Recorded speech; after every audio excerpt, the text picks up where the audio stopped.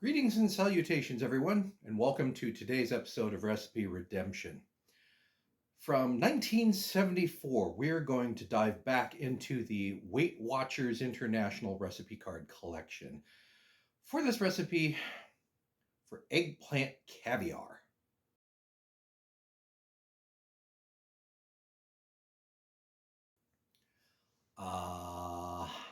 Yeah. So, we're combining eggplant, green pepper, and tomato, cooked eggplant, together in it says blender, I'm using a food processor, together with artificial sweetener, dehydrated onion flakes, and onion bouillon, if you got it, low garlic, lemon juice, salt, etc., pureeing, cooking it out in a pan, serve and enjoy with some lemon wedges and nutmeg. It sounds oddly familiar, but let's just try it. Okay, as the recipe says, I rehydrated some dried onion flakes with some bouillon, added that to my food processor along with some cooked eggplant, green pepper, some tomato, artificial sweetener, garlic, and pureed. Then threw that into a skillet and cooked it for 20 minutes over low heat, stirring occasionally, chilled, and once I brought that out, I added lemon juice and salt to taste, and sprinkled with nutmeg. And here we have it. And caviar.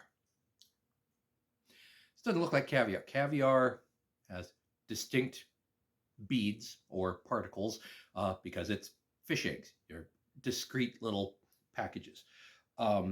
This is very definitely a dip. It is not caviar, but okay. Splitting hairs. One thing I neglected to do was buy pita bread. I forgot. Pita bread, pita chips, which is what one would normally eat something like this with. But pretend that these wedges of tortilla are pita bread.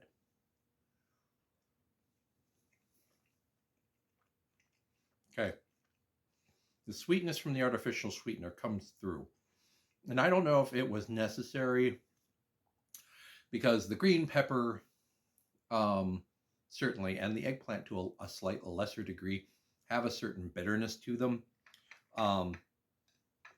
So maybe a little bit of sweetness to counteract that bitterness. This goes a little far. It's very vegetal, obviously, because it's all vegetables that we put into this. I don't know if I necessarily agree with the green pepper, but I kind of think I know where they're going with it. The green pepper, that bitterness that I talked about,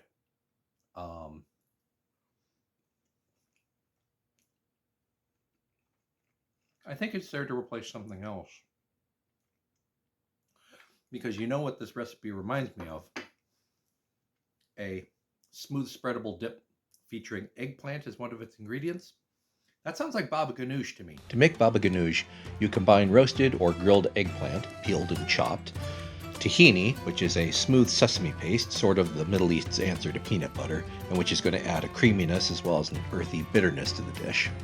Some Greek yogurt, lemon juice, yes, pre-squeezed, don't judge, and spices including cumin, coriander, and red pepper flake, plus a pinch of salt. You can process or blend this, but I don't mind it having a bit more substance to it, so I'm just mashing with a spoon and stirring until combined. I'm also throwing in some chopped tomato for color and texture. Here I have my bowl of baba ganoush. I'm flying solo today, so I don't want to make a whole bunch of this stuff. There's only so much of what I cook that I'm able to eat, so I made a small batch, but. And again, using my south of the border pita wedges here.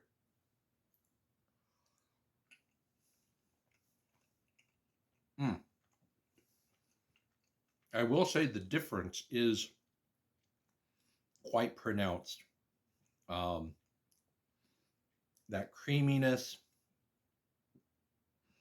that sort of earthiness that you get from the tahini, the spicing. If you're able to get sumac from a good spice purveyor, that adds a certain citrusy spice to it. That sort of amps up the efforts of the lemon juice.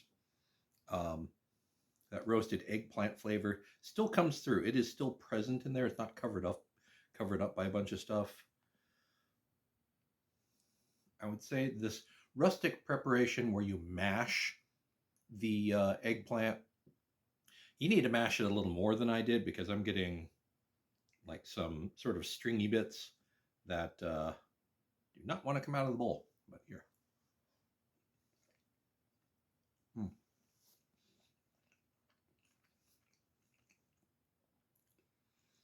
Mine is not perfectly balanced. Could use a little more lemon juice, a little more salt, but not much. It's perfectly acceptable the way it is. It's not perfect. And the addition of the tomato is kind of gives you a nice little sort of slightly fruity punch with every few bites. That's not unwelcome either. Yeah, make real baba ganoush. If you're concerned about your health, don't make it every day. But it's a perfectly good thing to have every now and then, and especially for, get-togethers and whatnot. Have this with some actual pita bread wedges or crudité, just some cut up vegetables that you can dip into this. It's perfectly good, and it's not that bad for you, really. I mean, it's mostly vegetables. And eggplant, especially since that's the main ingredient in this. If you look at an eggplant, it's really kind of nutrient neutral. There's really not a whole lot to it. It's no fat all by itself. No fat, no cholesterol. It's just a vegetable. It's not an oily vegetable.